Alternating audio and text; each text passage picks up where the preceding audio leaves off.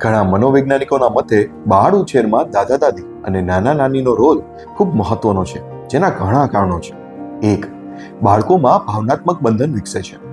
કહેવાય છે ને કે મૂડી કરતા વ્યાજ વધુ વાલું હોય છે, તેમ દાદા દાદી તેમના સંતાનો કરતા પણ પૌત્ર અને પૌત્રીને વધુ પ્રેમ, હૂંફ, લાગણી અને બાળકોને જેની સૌથી વધુ જરૂરત હોય ને તે છે સમય, જે ક્વોલિટી ટાઈમના સ્વરૂપે આપે છે, જેથી બાળકોમાં ઇમોશનલ એટેચમેન્ટ વિકસે છે. 2. બાળકો આત્મવિશ્વાસ મેળવે છે.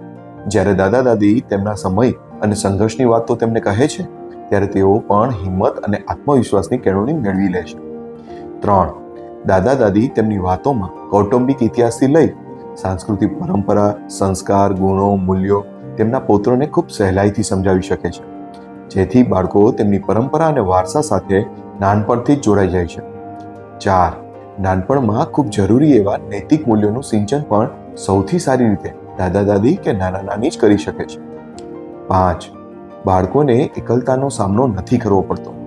આજના સમયમાં જ્યારે માતા પિતા બંને જ્યારે વર્કિંગ હોય, ત્યારે સામાન્ય રીતે નાના બાળકો દિવસનો મોટા ભાગનો સમય એકલતામાં જ પસાર કરતા હોય છે. જ્યારે ઘરમાં દાદા દાદીની હાજરી હોય તો ચાઇલ્ડ સ્ટ્રેસ અને ડિપ્રેશનની સમસ્યા નહિવત થઈ જાય છે. તો તમે પણ કોમેન્ટમાં જણાવો કે તમે તમારા દાદા દાદી પાસેથી નાનપણમાં એવું શું શીખ્યા છો જે આજે પણ તમને કામ આવે છે.